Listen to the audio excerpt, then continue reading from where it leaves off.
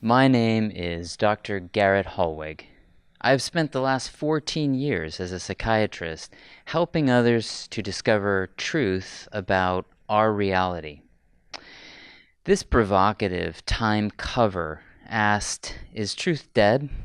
As today's narrative goes, anyone can have their own truths, and all truths are equally valid. Truth is relative.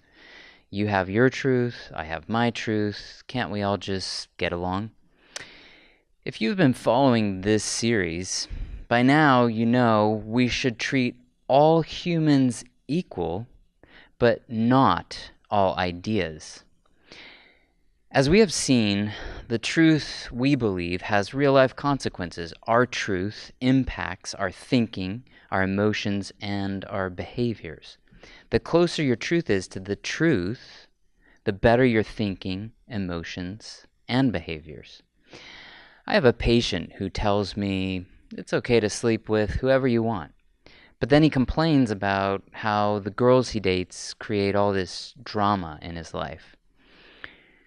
This world is broken with hurtful relationships, divorce, suffering, injustice, and we spend our time avoiding the truth about this brokenness. We try to keep our time and conversation so occupied. If there is a pause, we call it an awkward silence. Why does it have to be awkward? We fill our time with entertainment, video games, and Facebook, possessions and things, relationships, trollopy hookups, occupation in school, being busy with parenting, or even escape this reality with alcohol and drugs. Let's slow down tonight and take some time out and talk about the purpose of life. Why are we here? Working as a psychiatrist, I see many people seeking happiness. People are always trying to find love. I've noticed a great deal of suffering and people finding satisfaction in helping others who suffer. The meaning of life would have to explain these observations. Life is full of seeking happiness, love, enduring suffering, and helping others. When my niece and goddaughter Isla was born, I wrote instructions for a human as a creative exercise.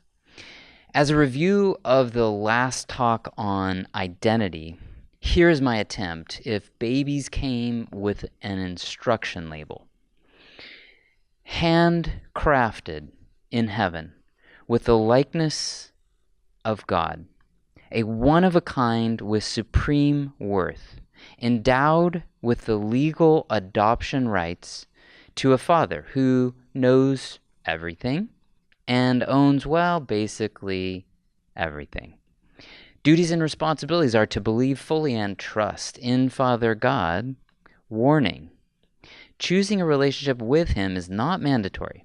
It does make Him happy. However, putting your desires above God's purpose for your life may cause harm to self and fellow humans. If you get into this kind of trouble, you have a brother. His name is Jesus. He found out about you and knew you were going to make some choices that weren't going to make Dad so happy. Even though you don't know your brother yet, he loved you so much, he took the blame for your bad choices. Your brother died of a broken heart because he loves your dad so much. One last thing. During your stay here on earth, you are going to suffer because other people are going to make bad choices.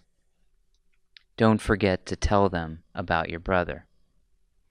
So, what is the meaning of life?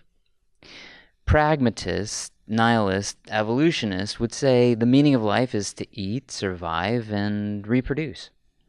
And with the obesity epidemic in America, you might think eating is the meaning of life. Most would say the meaning of life is family, to fulfill dreams, or just have fun. What if you are incapable of having a family or pursuing your dream, or depressed? Do you then have no meaning in life?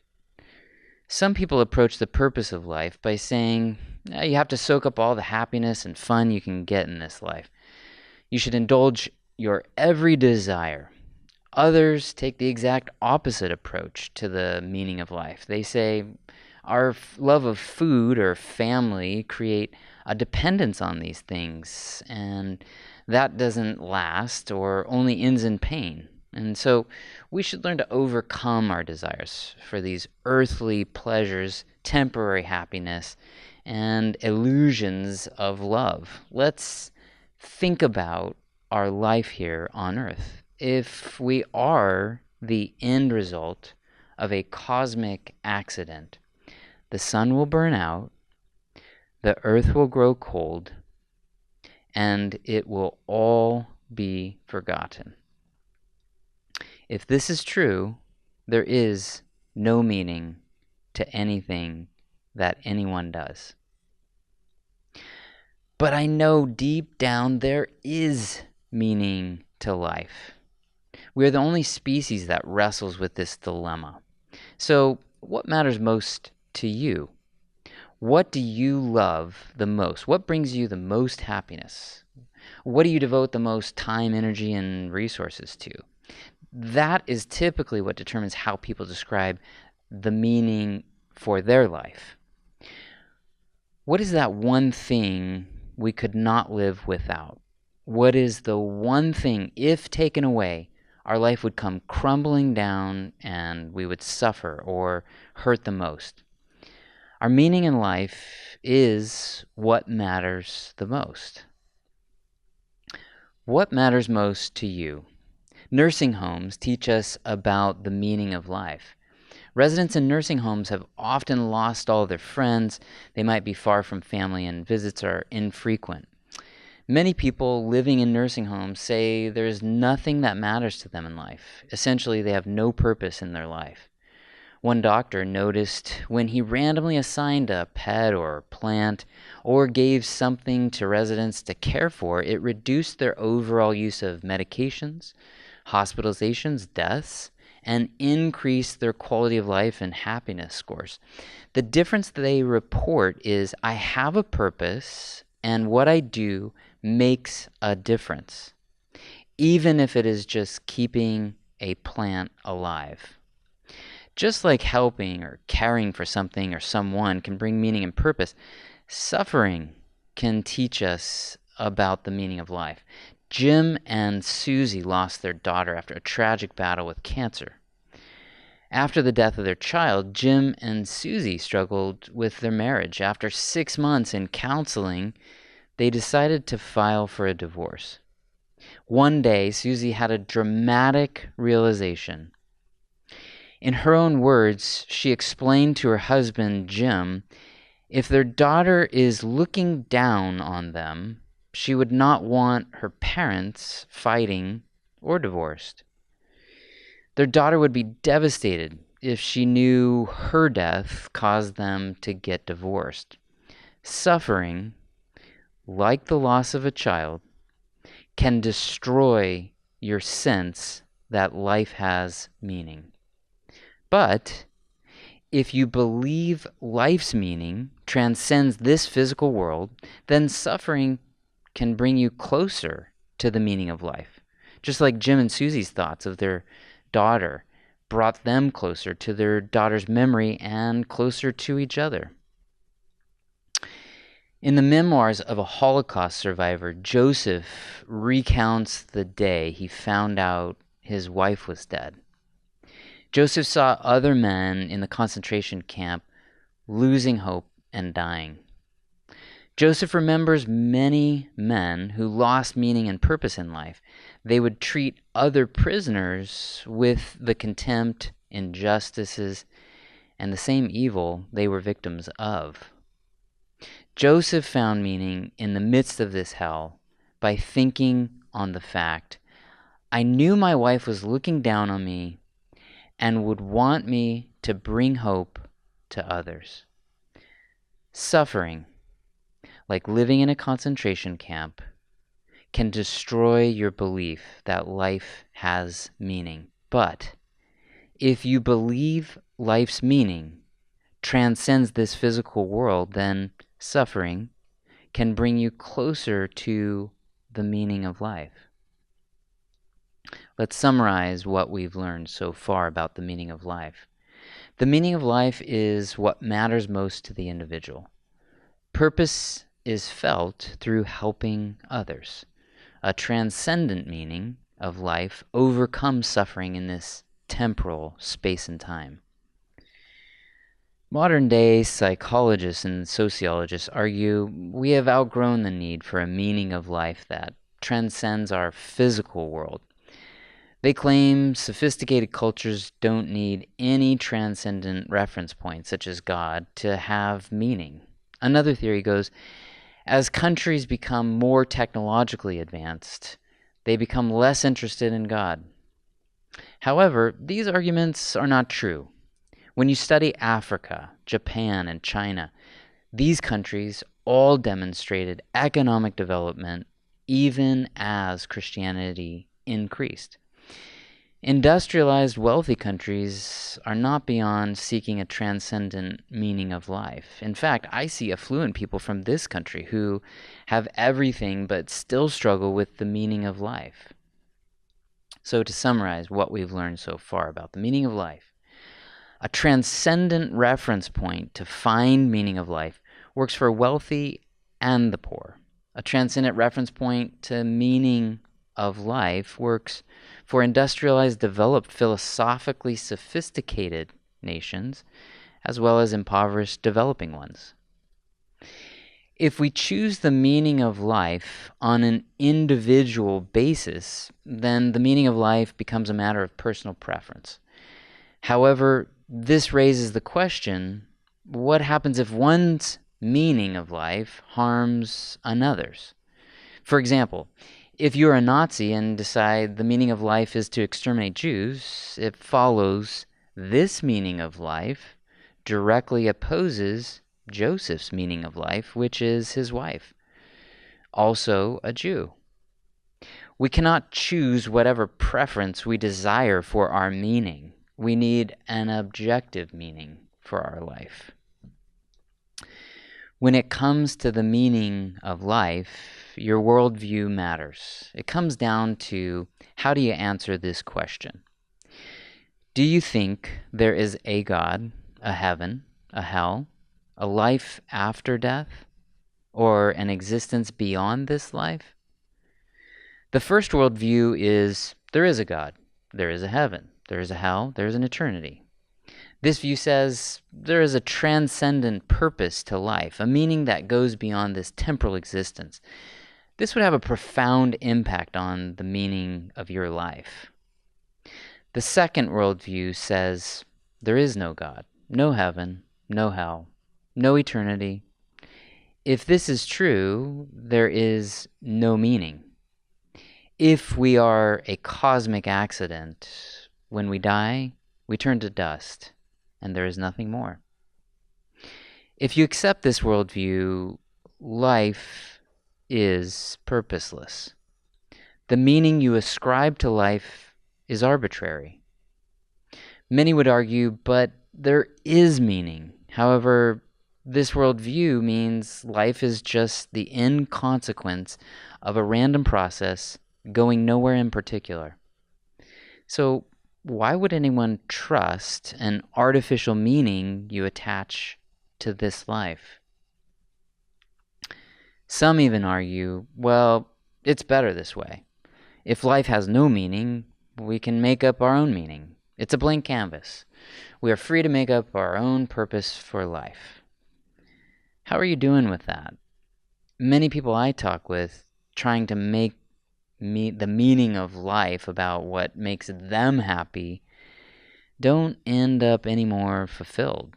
In fact, some think strippers or prostitutes will make them happier, and for a brief moment, maybe they feel some happiness. But ultimately, they find despair when reflecting on the meaning of their lives.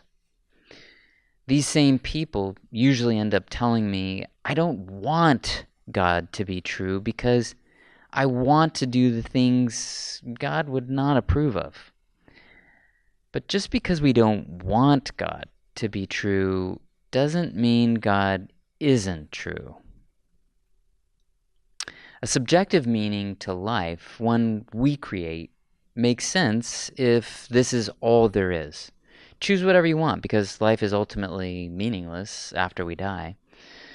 An objective meaning, one where this life is to discover God and put your trust in Him, is durable throughout history, sustainable in all communities, morally useful, and practical for decision points in personal, professional, and family life. So far, these are the things we've learned about the meaning of life. Life has an objective meaning which depends on your worldview, your answer to, does God exist? Let's look at how what you think impacts what you do.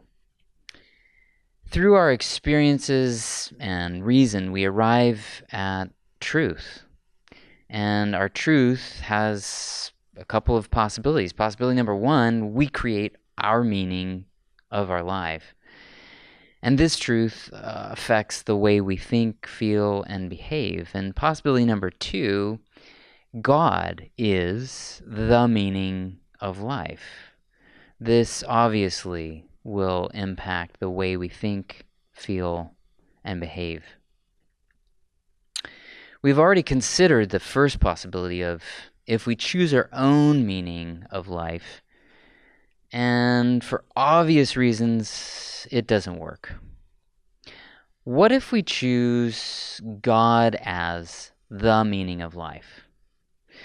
The only way to find out if God is plausible as the meaning of life is to experience what He is about. The easiest way to find out what God is about is to read claims in the Bible and test if they fit with our general observations and experience. The Bible makes a claim. The meaning of life is to fellowship with God. If this is true, it seems logical God would want to make Himself known. The next claim is God sees His creation and writes Himself into the story in order to have a personal relationship. He tells all of humanity, I am the meaning for your life. Now, I've tried to make sense of this, and the closest thing I've come to understanding this is the unconditional love parents express for their children. Parents have told me stories that lead me to conclude they would do anything when they see their own children in trouble. Parents would sacrifice themselves to save their children. So the claim is God writes Himself into the story as Jesus to have a relationship with humanity. If we accept this premise as true, we can now test how Jesus would fit with our truths about the meaning of life. Let's go back through the agreed upon established truths about the meaning of life with God as the meaning of life. If we look at the meaning of life through the eyes of Jesus, we can see if this fits with what we know about life. Our first truth, we find the meaning of life is what matters most to us. Well, what matters most to Jesus is His relationship with God and us. Our next truth was that caring for others matters. And Jesus loved and cared for all, even those who killed Him. He even said that caring for others is the same as showing love toward God. The next truth was that if you think beyond the existence of this world, you can overcome suffering. Well, Jesus showed humanity how to overcome suffering in this life. Then we learned that a transcendent meaning of life works for the wealthy and the poor. It is just as important in industrialized, developed, philosophically sophisticated nations as well as impoverished, developing ones. Ironically, some say Christianity is so exclusive, but Jesus accepts friendships from anyone. And the kingdom of Jesus values eternal things like trust, hope, and love, not power, riches, or popularity. We also learned there is an objective meaning of life, which depends on your belief that God exists. A relationship with God and us is the meaning for the life of Jesus. To summarize, this temporal life is the choosing ground for the eternal one. A choice to live for your meaning or a choice to live for the meaning of life. Living life by following Jesus is thinking about others, sharing their joy and pain, and helping others to understand the reality of this life. That's God's plan for us, is to know Him and have a right relationship with Him. How do you have a relationship with the holy, eternal God as a mere human? This introduces our topic of morality, or how should we live, for next week. This week, we learned more about the meaning of life and how it leads to a personal relationship with God. It explains suffering, loving, and helping.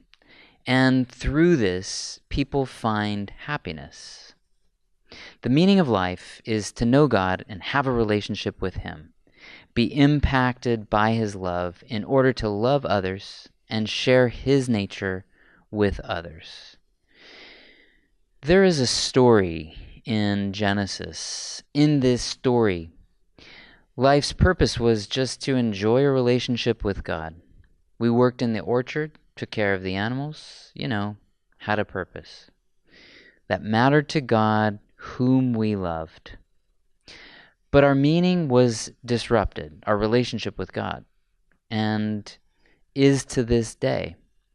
In Genesis 3:8, it says, "Then the man and his wife heard the sound of God moving about in the orchard at the cool of the day, and they hid from God among the trees of the orchard. But God called to man and said to him, 'Where are you?'"